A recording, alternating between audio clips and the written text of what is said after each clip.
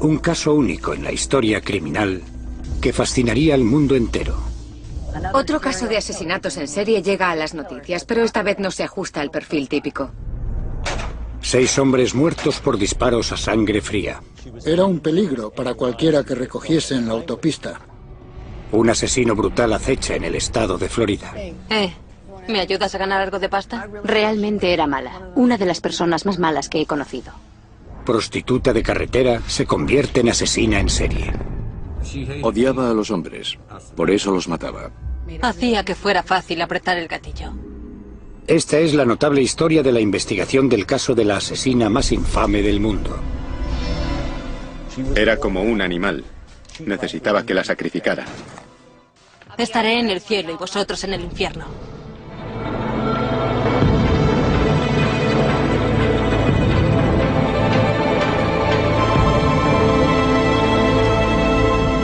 Asesinos en serie. El ángel de la muerte. Daytona, la playa más famosa de Florida y un imán para los turistas y jubilados de los Estados Unidos. Mientras la década de los 80 llega a su fin, una nube oscura se cierne sobre el estado del sol radiante. 1 de diciembre de 1989, la policía recupera un vehículo abandonado. Le han quitado las placas y lo han limpiado de huellas digitales. El dueño ha desaparecido. El teniente Steve Vinegar de entrada no está preocupado. Mucha gente desaparece en este estado porque hay mucha población transeúnte. Quiero decir que el estado de Florida trae gente de todo el mundo. 13 de diciembre de 1989. Un descubrimiento horripilante a unos 8 kilómetros del coche abandonado empuja a los detectives a iniciar una investigación de homicidio. La policía intenta identificar el cadáver por todos los medios. La descomposición es bastante rápida en Florida, con la humedad, el calor y demás. Y también con la actividad de insectos y otros animales. Merv Stevens, analista superior del laboratorio forense, conoce bien el difícil proceso de identificar un cadáver. Muchas veces el forense que realiza la autopsia amputa las manos y las envía a un laboratorio. Y yo dispongo de un par de días para trabajar con ellas. Es un proceso tedioso, algo que a nadie le apetece hacer, pero que alguien tiene que hacer. A partir de las huellas digitales, la policía identifica a la víctima como el electricista divorciado Richard Mallory. Le dispararon 4 veces con una pistola del calibre 22. ¿Qué estás haciendo? Mallory estaba de camino hacia Daytona cuando le dispararon y le robaron, aunque cosas de poco valor. El detective Brian Jarvis intenta averiguar cuál pudo ser el móvil del crimen. Cuando llevas una investigación criminal, estudias todas las posibilidades, que no se te pase nada. La policía tiene pocos indicios para seguir y el rastro se desvanece. Luego, 3 asesinatos en 3 meses. El divorciado David Spears. Charles Carskadon, a punto de casarse. Y Troy Barres, un hombre con familia. Los investigadores notan un parecido escalofriante en cada uno de los asesinatos. En cada uno de estos casos, el arma del crimen era del calibre 22. Una pistola típica de mujer. La gente no suele usar pistolas del calibre 22 para asesinar. Y aún así teníamos 3 en la zona central de Florida. No se trata de un arma potente y normalmente se usa para defensa propia. La misma pistola de pequeño calibre fue usada para matar a Richard Mallory. Y hay un patrón parecido en los 4 asesinatos. Estaban en un vehículo. Eran blancos. Eran hombres. De mi edad o incluso más jóvenes. Los asientos de los vehículos estaban inclinados hacia adelante. Y eso sería un punto en común, que sería poco corriente. Pero mientras la policía empieza a hacer conexiones entre estos crímenes, un asesino sigue merodeando por las autopistas de Florida. Venga, sube. El jefe de policía retirado, Charles Humphries, va a reunirse con su mujer con la que lleva casado 35 años, cuando para y recoge a un autoestopista. Escucha, si quieres dinero, tengo dinero. Con el quinto hombre muerto, la policía se sorprende al darse cuenta de que están buscando a un asesino en serie. Se monta un equipo de trabajo para que analice los asesinatos y elabore un perfil del asesino. ¿Qué tipo de persona podría acercarse a todas las víctimas lo suficiente como para llevar a cabo el crimen? Se analizaron todos los detalles de cada uno de los crímenes.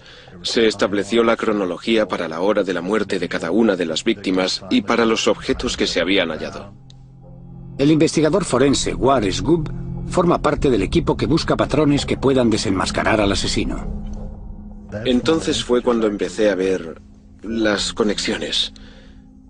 La condición social de los cadáveres hizo que los investigadores se preguntaran si los crímenes no habrían sido cometidos por una prostituta o por alguien que estuviera comerciando con sexo. Había una desnudez parcial de la víctima y además algunas pruebas eran preservativos desechados. Algo extraordinario empieza a planear sobre el equipo de trabajo. ¿Podría ser que el asesino en serie que están buscando sea una mujer?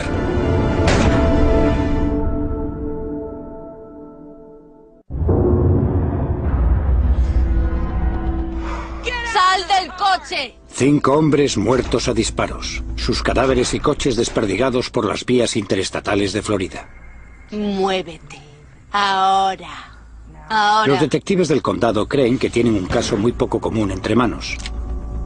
Sospechan que el asesino que están buscando es una mujer que ejerce la prostitución sola por las autopistas para acercarse a los hombres a los que roba y asesina. No había ninguna asesina en serie en la documentación disponible. Y te preguntas cómo actúan en comparación con los asesinos en serie masculinos.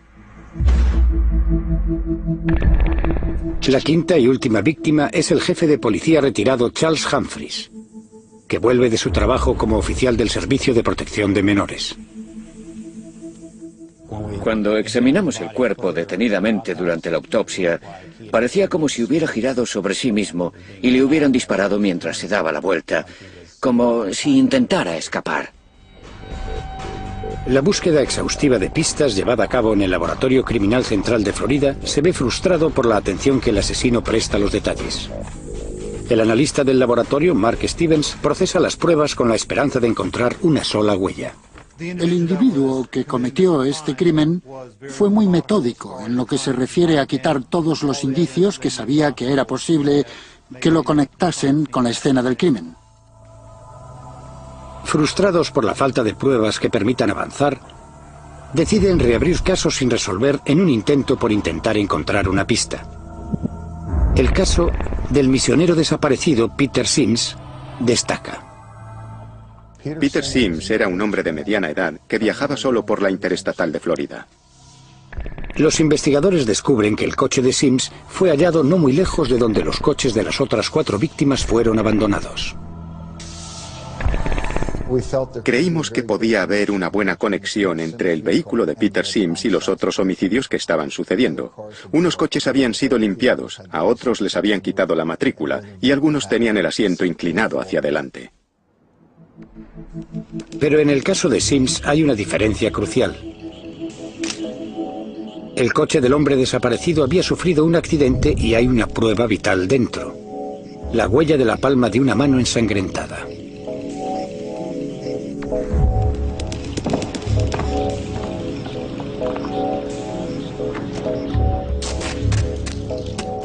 El que la huella de la palma estuviese hecha con sangre significa que es una huella muy frágil.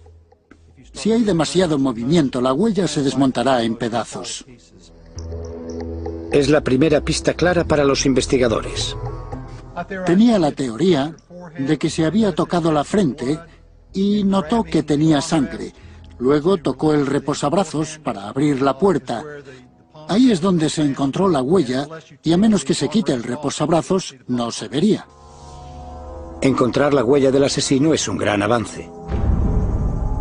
Merv Stevens se ocupa del trabajo esencial del análisis. Pero el caso de Sims ha proporcionado otra pista vital. La policía tiene un testigo ocular, un residente local que estaba cerca del coche de Sims el día que tuvo el accidente y luego fue abandonado. Había 2 personas fuera de su casa usando su manguera. Ella vio que tenían las manos llenas de sangre y que se las estaban lavando. Los detectives están estupefactos. La investigación da un nuevo giro. El retrato basado en el relato del testigo ocular no muestra una, sino 2 mujeres. ¿Ahora los investigadores tienen a 2 asesinas en serie entre manos? Fue impresionante. Recuerdo que mi primer pensamiento fue, ¿qué hacemos ahora? Pero los detectives tienen poco tiempo para pensar antes de que se descubra otro cadáver. 18 de noviembre de 1990. Normalmente, cuando hay un cadáver abandonado, hay otro tipo de indicios en el lugar, pero en este caso no había nada más. Me parecía que alguien se había tomado muchas molestias para intentar esconder la identidad del fallecido. La 7ª víctima es identificada como el camionero y oficial de policía en la reserva, Walter Antonio. Lo que los forenses perciben en la escena del crimen es vital. Podíamos ver marcas en las manos, donde había llevado anillos que le habían quitado. Vimos una marca en la muñeca donde llevaba un reloj de pulsera, pero ninguna de esas cosas estaban en el lugar. Si los detectives pudieran localizar esos objetos personales que faltaban, podrían llegar directamente al asesino. La policía empieza una búsqueda exhaustiva en las tiendas de empeño de Florida, esperando encontrar pruebas. ¿30 pavos? Firme aquí. Pero saben que no tienen al tiempo de su parte. Nos dimos cuenta de que estaba aumentando la frecuencia de los homicidios. Y sabíamos que teníamos que actuar con rapidez porque no queríamos que muriera nadie más. La policía saca a la luz los retratos de las sospechosas. Es un asunto que parece horrorizarnos y fascinarnos al mismo tiempo. Otro caso de asesinatos en serie llega a las noticias, pero esta vez no se ajusta al perfil típico. Fue una decisión difícil porque, una vez que sacas eso, no sabes cómo va a reaccionar el público, si serán presa del pánico, si ayudarán, qué va a pasar. Y tienes que estar preparado para lo que pase. En ese momento estábamos preparados para hacerlo público. En pocas horas llegan cientos de llamadas. Había un dibujo de una mujer que se parecía mucho a la que yo había recogido la noche anterior. Sospechaban que podría haber una mujer por ahí, una asesina en serie, y que si habías tenido un encuentro con alguien que se pareciera a esa persona, que contactaras con la policía. Así que le dije a mi mujer, debería llamar a la policía, y eso hice. Ted Tesner es una de las muchas personas que respondieron a la llamada de la policía. Me dirigía hacia el norte por la carretera y paré porque en ese momento pensé que una mujer a la que recogiera cualquiera podría acabar mal. Creía que hacía una buena acción al recogerla y dije, si quiere tiene mi coche a su disposición. Se subió al coche, tenía una bolsa que toqueteaba constantemente. Me preguntó, ¿crees que soy una prostituta? Era una pregunta rara. Dije, no, solo es una señora que necesita que alguien la lleve. No la había recogido para conseguir ese tipo de favores, así que no se quedó conmigo mucho tiempo. Los investigadores ahora pueden empezar a construir un perfil de las sospechosas. Las pistas eran bastante buenas, no siempre hay tanta suerte. Apuntan a 2 mujeres que residen en el área de Daytona y que encajan con el retrato del testigo ocular. Una parte de las pistas indicaba que se había alojado en el motel Fairview, con el nombre de Cami Marge Green en la habitación 8. Hicimos que la oficina del sheriff de Volusia County comprobara sus informes de empeño para ver si algo se había empeñado con alguno de esos nombres. Y encontraron que Cami Green realmente había empeñado un par de objetos. Conseguimos los albaranes de empeño y uno de ellos incluía los objetos que le habían quitado a Richard Mallory. Un detector de radares y una cámara de 35 milímetros. Rellene esto. La policía pronto se da cuenta de que Cami Marge Green es un nombre falso. Pero la tienda de empeño ha proporcionado una prueba de importancia vital a los detectives. Muy bien. En esa época, había que poner la huella digital en el albarán de empeño. Las huellas digitales no mienten. La huella del pulgar aquí.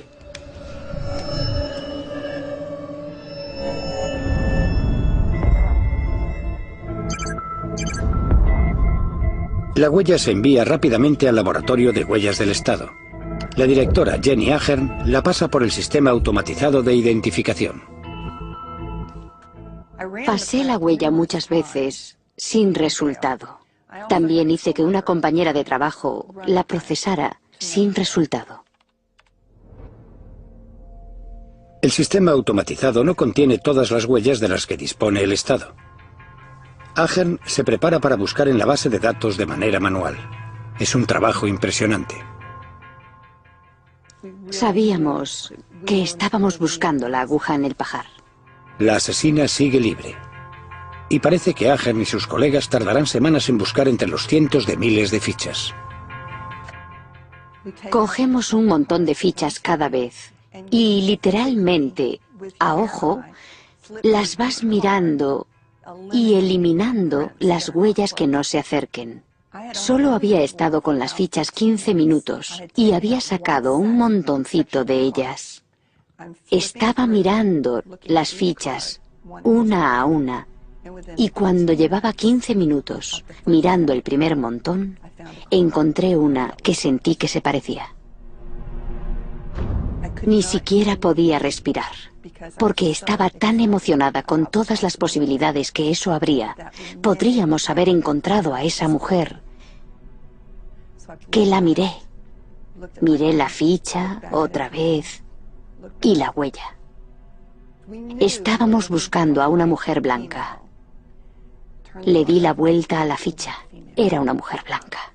Estaba entusiasmada.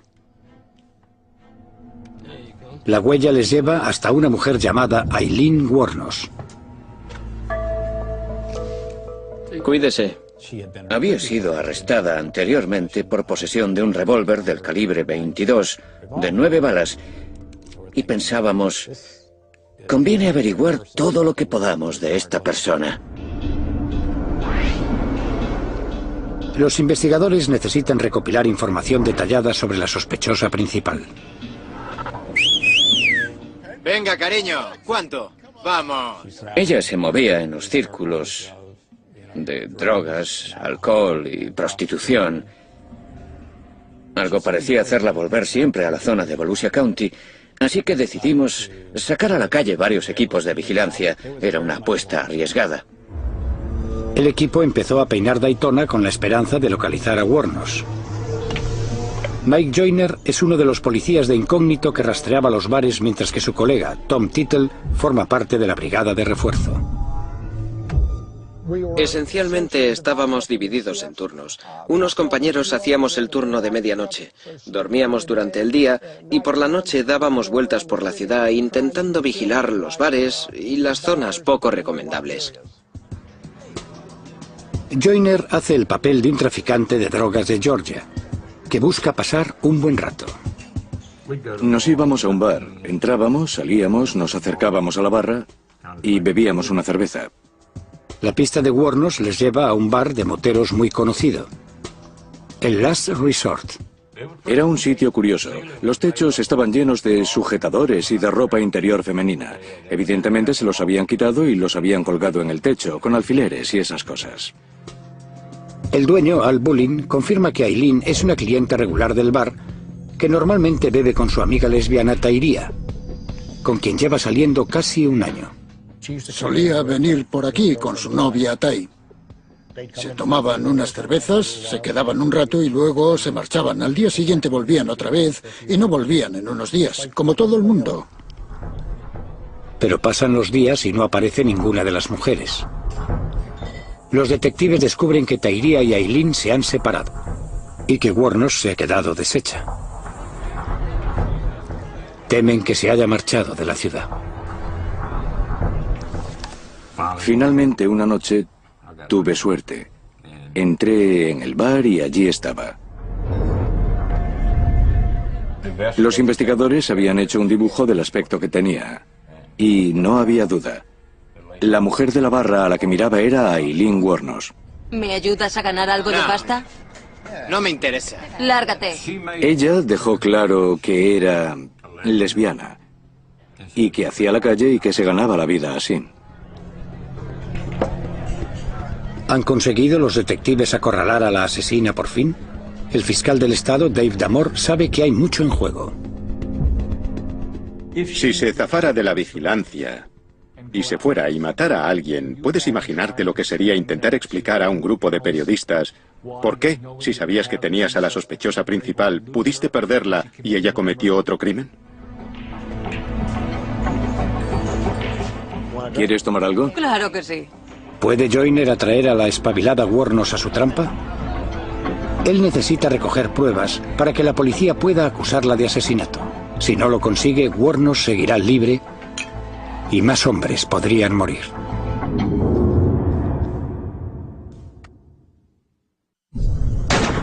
Con 6 hombres muertos y otro hombre, Peter Sims, desaparecido, los investigadores han localizado a su principal sospechosa y la han puesto bajo vigilancia en un conocido bar de moteros, el Last Resort.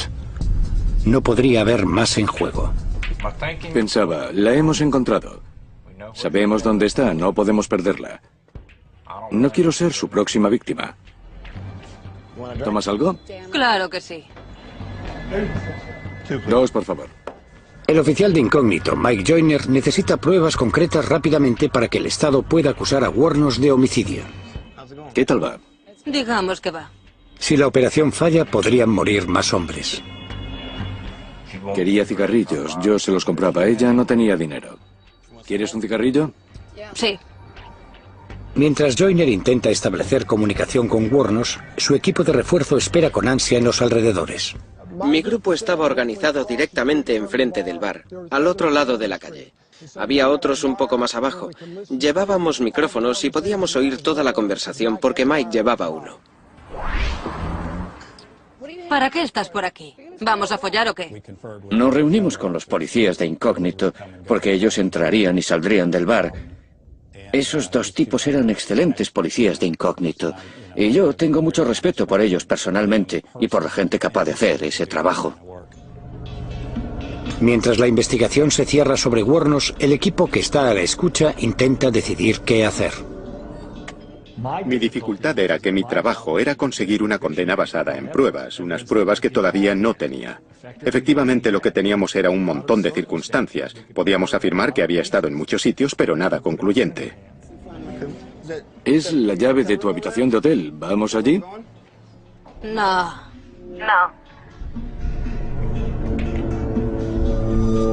Lo que la policía quiere encontrar es el arma del crimen. Si Wuornos tiene una pistola del calibre 22 en su posesión, será una prueba crucial. Yo, sinceramente, creía que tenía la pistola en el bolso. ¿Qué tienes en esa maleta? ¿Algo sexy para ¡Maldita después? sea! Te conseguiré otra, te conseguiré ¡Maldita otra. sea! Tranquila, tranquila, relájate. Empezaba a ponerse difícil, porque sabíamos que no podíamos perderla, y la seguridad de los agentes era una prioridad. Teníamos que arrestarla. No podíamos dejar que se fuera en el asiento trasero de una Harley.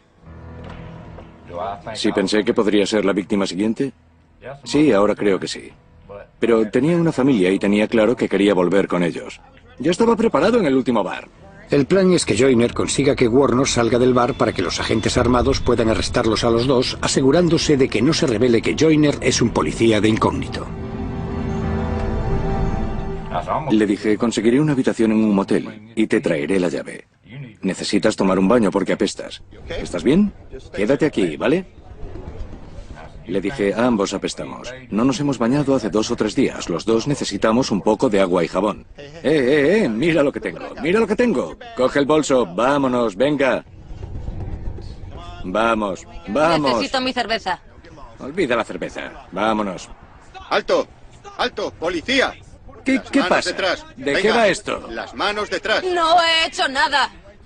No he hecho nada. Tenían que ponernos juntos en el asiento trasero del coche patrulla y salté con fuerza sobre ella en ese momento. ¿Por qué estamos aquí? No sé, creo que creen que he matado a alguien. Cuando todo terminó fue como una calma enorme después de un huracán. Los detectives esperan encontrar el arma del crimen en la maleta de Wuornos. Pero dentro no hay ninguna pistola. Una vez que has detenido a alguien, hay un cierto tiempo para tenerlo detenido, que depende del tipo de caso. Así que el reloj iba contra nosotros. La policía solo puede acusar a Wuornos de posesión de armas de fuego en 1980. Hay mucha preocupación porque, sin pruebas suficientes para acusarla de asesinato, Wuornos podría estar de nuevo en la calle. Les dejé claro a los investigadores que, en mi opinión, se habían precipitado y que no estaba contento con su decisión. No tenía un caso que pudiera presentar con éxito basándome en las pruebas. Eso era lo que me parecía. Para construir un caso de asesinato, los detectives tendrán que unir a Wuornos con la escena del crimen.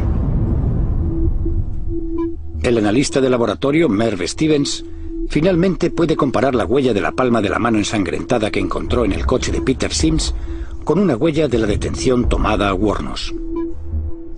Una vez que tengo una fotografía de la zona, intento buscar identificadores. En este caso, esta arruga de flexión que aparece a la izquierda y también en la huella de la palma en tinta. Luego intenté buscar detalles únicos. Puedes seguir y encontrar puntos de identidad en ambas fotografías. Llegué a la conclusión de que era la huella de su palma la que se encontró en el vehículo de Peter Sims. Pero la huella de la palma no ayuda al caso. La policía no ha encontrado el cadáver de Sims. Sin su cuerpo no hay prueba de que haya existido un asesinato. Mientras el tiempo se acaba, los detectives montan una búsqueda para localizar a Tyria Moore, la segunda sospechosa del retrato de la testigo y exnovia de Wuornos. No sabíamos mucho de Tyria Moore, ni hasta dónde estaba involucrada, pero necesitábamos localizarla porque sentíamos que iba a ser muy importante. Los agentes siguen la pista de Tyria hasta su casa de su hermana en Pensilvania. Quería darle una oportunidad a la señora Moore, no solo para ayudarnos a construir el caso, sino también para demostrarme que no estaba involucrada. Y creí que la mejor forma de hacerlo era ponerla en situación de ayudarnos en nuestra investigación y montar una llamada telefónica entre ella y Aileen Wuornos en la que pudieran hablar de lo que había pasado. La policía se da cuenta de que Tyria podría ser la clave para conseguir una confesión de Wuornos. La confesión era esencial para la resolución del caso, para que pasara de "esa es probablemente la persona que lo hizo" a su condena. Tyria está de acuerdo en colaborar. La policía pone una trampa. Estoy asustada. Yo estoy segura de que no hay nada de qué preocuparse. Yo estoy muy preocupada. No dejaré que te metas en líos. Estábamos sentados escuchando, y ella estaba muy nerviosa y preocupada por el tema, y sentía algo por Aileen. Eso estaba claro. No voy a ir a la cárcel por algo que has hecho tú, no es justo. No creo que quisiera ir a la cárcel por ella. No la quería tanto. No has hecho nada. Está claro que ya no me quieres. No confías en mí ni nada. ¿Vas a dejar que me meta en un lío por algo que hiciste tú? Escucha, escucha. Para de llorar y escucha. No puedo evitarlo. Moriría por ti. ¿De verdad? Esa es la verdad. Moriría por ti sin dudarlo. Simplemente te esperaré en el otro lado. Te quiero. De verdad que te quiero mucho. No sé si debería seguir viviendo o si... No dejaré que vayas a la cárcel. Si tengo que confesar, lo haré. Aileen, tenemos 6 víctimas asesinadas. 16 de enero de 1991. Es el momento en el que el caso puede seguir adelante o no. A pesar de esa llamada de Tyria, que era una trampa, la policía todavía necesita una confesión completa de Wuornos para poder juzgarla por asesinato en primer grado. Mientras Wuornos se enfrenta a un interrogatorio de la policía, el abogado de oficio, Michael O'Neill, recuerda sus derechos a su clienta. Ese es mi trabajo como abogado defensor, proteger sus intereses en ese punto. Tengo que intentar convencerla de que no haga declaraciones y de que no confiese nada. Le dije que tenía derecho a permanecer en silencio y que le aconsejaba que se acogiese a ese derecho y que no dijese nada. Pero no importaba lo que yo dijese, no hizo caso. 8 días después de su detención, la policía finalmente le hace a Wuornos la pregunta que resultará ser decisiva. Quiero saber, ¿estaba Tyria involucrada en esas muertes? Yo cometí esos crímenes. Fui yo. Llevadme a la silla eléctrica.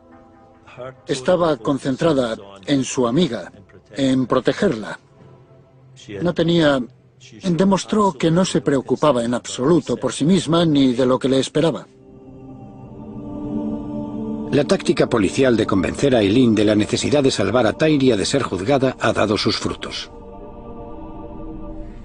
Si no hubiera sido por esa conexión entre ella y Ty Moore, y yo le concedería eso en cuanto a humanidad, intentaba proteger a Ty Moore. Eso no se le puede negar. Hay algo de humanidad en ese acto, eso fue lo único que le vi hacer. Cuanto más hablaba, más me daba cuenta de que las consecuencias para ella serían graves. La mayor parte del tiempo estaba borracha, no importaba. Yo era una profesional.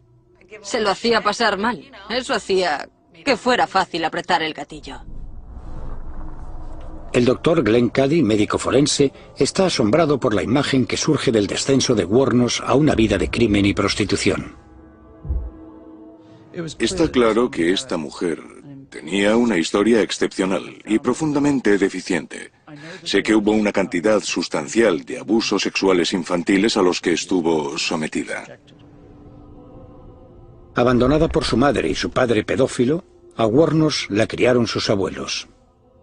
Como forma de escape de las palizas salvajes de su abuelo, Laurie Wuornos, la joven Eileen pronto aprendió a bloquear sus emociones y a usar cualquier medio a su alcance para conseguir aceptación. A los 7 u 8 años era hipersexual. Los archivos indican que la llamaban cerdita de los cigarrillos. Y eso era porque intercambiaba sexo a los 8 o 9 años por, ya fuera sexo oral a un hombre o coito a cambio de cigarrillos o dinero. Toda su experiencia de crecimiento y cómo funcionaba encajaban con muchos e importantes sucesos traumáticos en la infancia. Creo que en un momento determinado, Eileen dijo, basta. Estoy cansada de que siempre me quiten cosas. Ahora me toca a mí quitar. ¿Y qué más podía quitar que la vida de esos hombres? Una vez obtenida la confesión decisiva, la siguiente prioridad para los detectives es encontrar pruebas para construir un caso sólido para la fiscalía. ¿Hay efectos personales de algún tipo que hayas cogido a estas víctimas y que hayas guardado en algún sitio? No. Los tiré por la ventanilla mientras conducía. Los detectives llegan hasta un almacén a nombre de Camille Mars Green, el alias de Wuornos.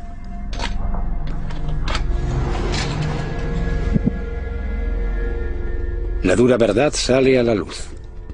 Wuornos ha acumulado los efectos personales robados a sus víctimas. Muchos de esos objetos eran personales. Eran maletines, relojes, anillos. Quizá los guardara como recuerdo, o quizá fuera solo un intento más de esconder la identidad de las víctimas. Fuimos capaces de revisar esas cosas una por una y de establecer qué objetos pertenecían a cada víctima. Para la policía son pruebas definitivas. Para las familias de las víctimas son un recuerdo de sus seres queridos. Aquí hay pelo.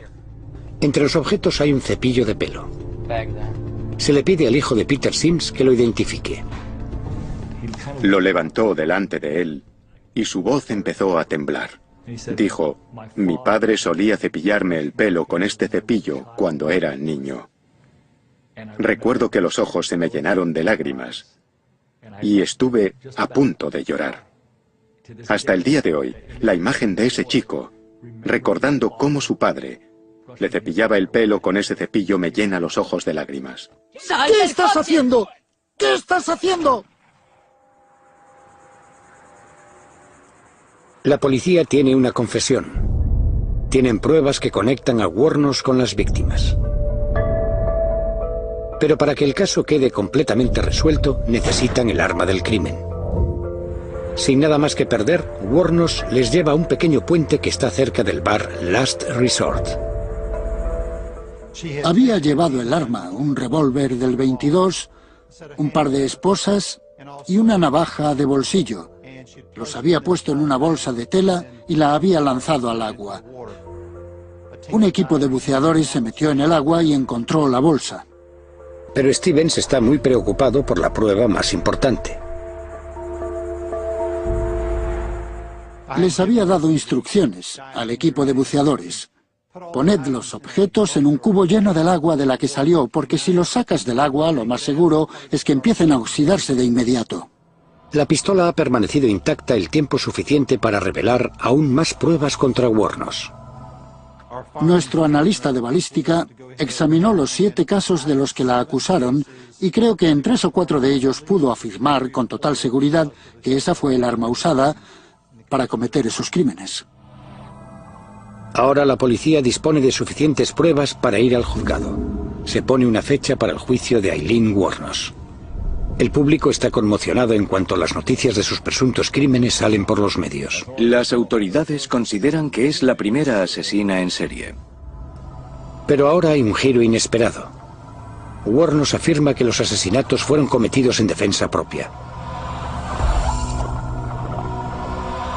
Los medios de comunicación mundiales tendrán que esperar al juicio de Aileen Wuornos. ¿Será la primera asesina en serie condenada en toda la historia de Florida?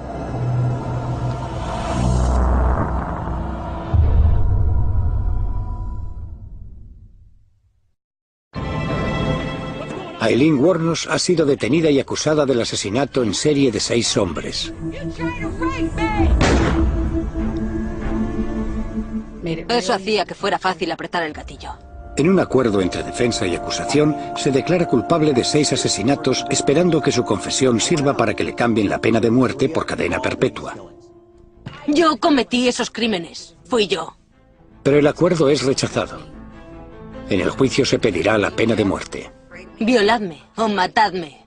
Lo principal en el caso de Aileen Wuornos es que era una mujer asesina en serie. Y por eso el Estado quería conseguir la pena de muerte para ella. Primero va el caso de Richard Mallory, la primera víctima de Aileen. 14 de enero de 1992. Wuornos alega defensa propia. Le disparaste enseguida, no le diste opción de decir nada, ¿verdad? ¿Qué se suponía que tenía que hacer? ¿Parar el reloj y razonar con ese tío que estaba a punto de matarme? Al describirse dijo que tenía el cuello atado al volante con una cuerda y que tuvo que cortarla y que sangraba. Él iba a matarme. Iba a darme una paliza hasta que perdiera el conocimiento y asfixiarme. Pero no había sangre en el vehículo cuando nosotros lo encontramos. Ningún indicio que hiciera pensar que ella había estado atada al volante.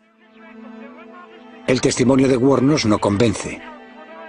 Su exnovia, Tyria, que no ha sido acusada, actuará como testigo de la defensa contra ella. Estábamos sentadas en el suelo viendo la tele. Ella salió y dijo, tengo que decirte algo. Yo le pregunté qué, y lo había matado. La grabación de su conversación telefónica es una prueba poderosa contra Wuornos. No sé si debería seguir viviendo o si... No, Tai, escucha. ¿Qué pasa si no me creen? Tai, ahora escucha. No voy a dejar que vayas a la cárcel. Si tengo que confesar, lo haré. Es considerada culpable y el juez le impone la pena máxima. Por orden del gobernador del estado de Florida, tú, Aileen Carol Wuornos, serás electrocutada hasta la muerte, y que Dios tenga piedad de tu alma. La alegación de defensa propia por parte de Wuornos no ha conseguido librarla de la pena de muerte.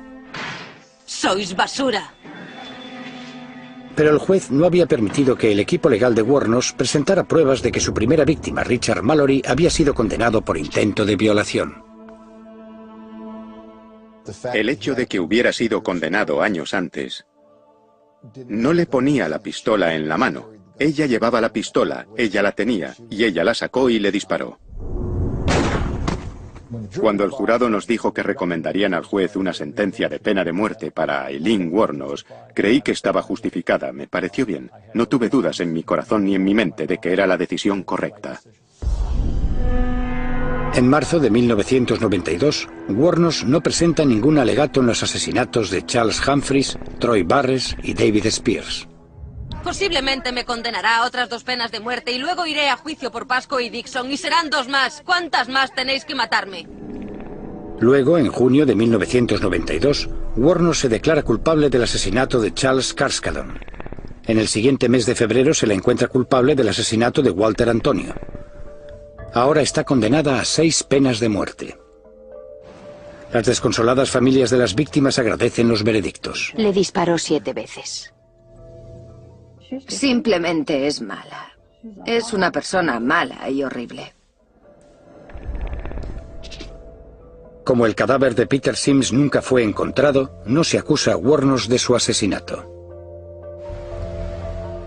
Mientras Wuornos espera en el corredor de la muerte, su equipo de defensa monta una apelación contra su sentencia. Si pueden probar demencia, se escapará de la pena de muerte. Tiene derecho a una apelación, señor Glacier. ¿Va a llevarla usted? Ojalá violen a su mujer y sus hijos. Por el culo. Pero Eileen Wuornos insiste en su cordura. Da instrucciones a su equipo legal para que no presenten la apelación contra la pena de muerte. Ellos obedecen sus deseos. Ella estaba controlando su propia muerte porque era voluntaria para ser ejecutada. Estaré en el cielo y vosotros en el infierno. Ella no tenía que haber sido ejecutada. Podría haber seguido con las apelaciones y al Estado le habría resultado mucho más difícil ejecutarla, aún siendo una asesina en serie. He hecho las paces con mi señor y he pedido perdón. En 2002, Eileen Wuornos lleva 10 años en el corredor de la muerte. Hay un intenso debate sobre si ella debería ser ejecutada o no. El doctor Glenn Cady evalúa si es competente para morir. Mi conclusión fue que esta mujer era mentalmente muy inestable, que no era competente, porque sufría un profundo trastorno con delirios. Pero el Estado decide que Wuornos está en condiciones de enfrentarse a la ejecución. Es la hora. A las 9:45 de la mañana del 9 de octubre de 2002, Eileen Carol Wuornos deja su celda por última vez.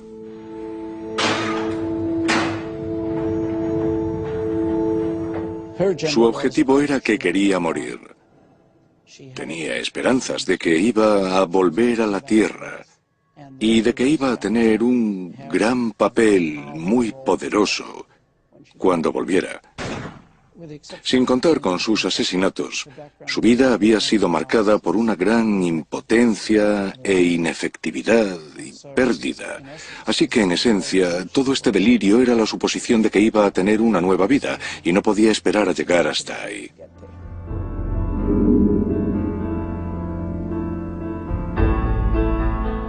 A Wuornos le dan una inyección letal.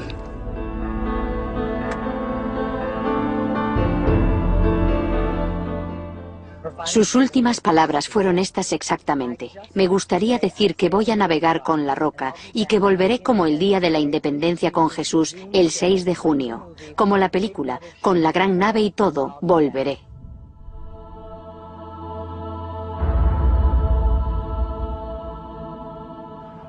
Un año después de su muerte, Hollywood estrenó una película basada en la vida de Wuornos. Algunos de los que estuvieron involucrados en el caso sienten cosas diferentes acerca del retrato de ficción de la mujer que ellos conocieron en la vida real. Sé que Hollywood ha intentado retratarla como a una persona empática, comprensiva, que fue empujada a esto. Esa no era Eileen Wuornos, esa no era su vida. ¡Dame la maldita pistola! No creo que Eileen Wuornos tuviese que haber sido ejecutada. Sentía que era una figura espantosamente trágica. Su estado mental se había deteriorado progresivamente desde los 4 años en adelante. Sus circunstancias, todas ellas, fueron trágicas.